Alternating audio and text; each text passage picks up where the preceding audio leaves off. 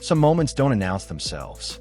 They slip into your life quietly, disguised as ordinary seconds, the kind you'd never expect to remember.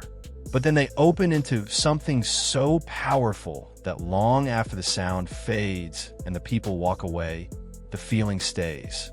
This was one of those moments. It began on a cold, rain-soaked afternoon in a crowded cafe where the windows fogged with warmth and the floor carried the faint smell of wet coats and coffee grounds. People rushed in, shaking umbrellas, checking their phones, eager to escape the weather. Laughter mixed with clinking cups. Life moved fast, loud, and careless. And almost no one noticed the girl standing just inside the door.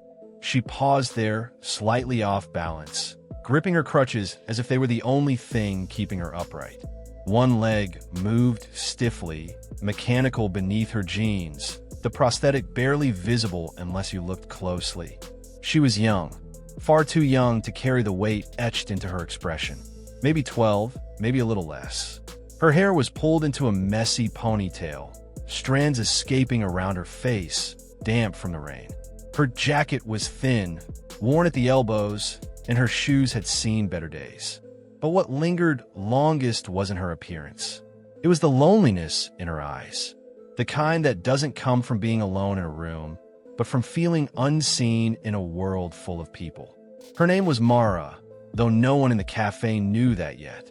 She had been walking for far too long, every step sending dull pain up through her leg, her shoulders aching from leaning on her crutches.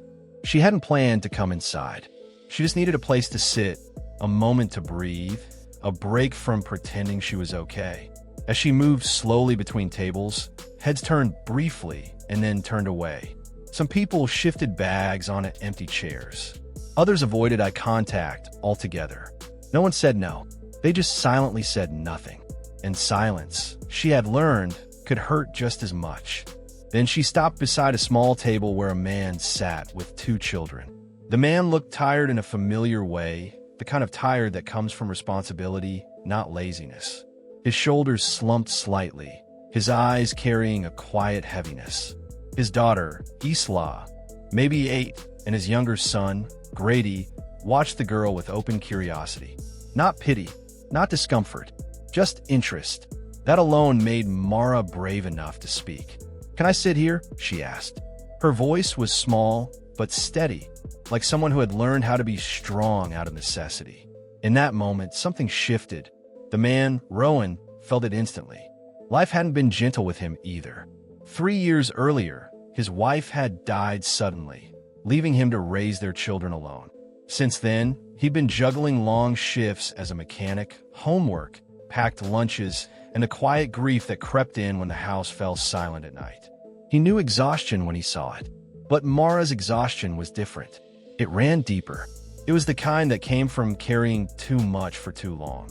"Of course," Rowan said without hesitation, pulling his chair back and making space. "Please." Mara hesitated, her cheeks warming with embarrassment, but the kindness in his eyes steadied her. She lowered herself into the seat carefully, setting her crutches beside her, and let out a breath she didn't realize she'd been holding. Sitting felt like a gift, like permission to exist without proving anything. Isla offered her a shy smile. Mara returned it, surprised by how easy it felt. As minutes passed, the cafe seemed to soften around them. Rowan noticed the frayed shoelaces, the redness on Mara's hands from the cold, the way she flinched slightly whenever she shifted her leg. The kids started asking gentle questions. What school did she go to? Did she like drawing? Where were the stickers on her crutches from? Mara answered carefully at first, then with growing confidence. She explained that she loved art, that she liked astronomy, that the stickers were from places she dreamed of visiting someday. Slowly, piece by piece, the walls around her began to lower. Eventually, she explained why she was there. She'd been walking home from school when her prosthetics started hurting badly. Her mom was working double shifts and couldn't leave work. There was no bus she could afford, and she didn't want to call and worry her. She'd been born with a condition that led to her leg being amputated when she was very young. She spoke about it calmly, as if it were just another fact, But there was an ache beneath her words, one shaped by years of learning to endure quietly. "I'm used to managing," she said, staring into her lap. "I don't really need help." Rowan felt something tighten in his chest.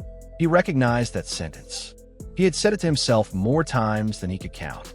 It was the language of survival, of people who couldn't afford to fall apart. He saw now that Mara wasn't just tired. She was tired of being brave. Without making a big deal of it, Rowan stood and returned with a warm sandwich and a mug of hot chocolate. He placed them in front of her gently. Mara froze. Her eyes flicked up, uncertain, as if accepting kindness came with hidden consequences. Rowan simply nodded. "It's okay," he said softly. She took a small sip, then another. Color slowly returned to her face. She ate slowly, savoring not just the food, but the feeling of being cared for without explanation or expectation. The kids laughed with her. For a little while, the world felt kinder. When the plates were empty, Mara's expression shifted again. Her voice dropped to a whisper. She admitted she was scared to go home. Not because home was unsafe, but because her mother would blame herself for letting her walk so far alone. Her mom, Leona, worked endlessly. Money was tight. Medical bills never stopped coming. And Mara often hid her pain, so her mother wouldn't feel like she was failing. Rowan understood immediately. He saw Leona in himself. Parents stretched thin, doing their best, carrying guilt they didn't deserve. "I could drive you home," he offered. Mara's eyes widened. For a moment, she looked like she might cry. And then she did, quietly, not from sadness, but from relief. From the shock of someone showing up when she least expected it. Outside, the rain had softened to a drizzle. Rowan held the door open. As they walked to the car, Mara whispered that no one besides her mother had ever done something like this for her. Rowan placed a reassuring hand on her shoulder. "You're not invisible," he said. When they arrived at her apartment building, Leona rushed outside, panic etched across her face. When she saw Mara safe, standing beside a stranger who had helped her, her fear collapsed into gratitude. Tears streamed down her face as she thanked Rowan again and again. Two parents stood there, both doing their best, both carrying invisible weights. Mara hugged Rowan tightly. "Your yes," she said through tears, "changed everything." And that's the thing about kindness. It doesn't need grand gestures. Sometimes it's just a chair pulled back, a question answered with compassion, a simple yes at the right moment. If this story touched your heart, you're watching Midnight Tales, where we share stories that remind us what humanity can be at its best. Like, comment, share, and subscribe to Midnight Tales to help us spread more moments like this. And before you go, tell us in the comments which part of this story stayed with you the most. Because sometimes the smallest kindness can change someone's entire life.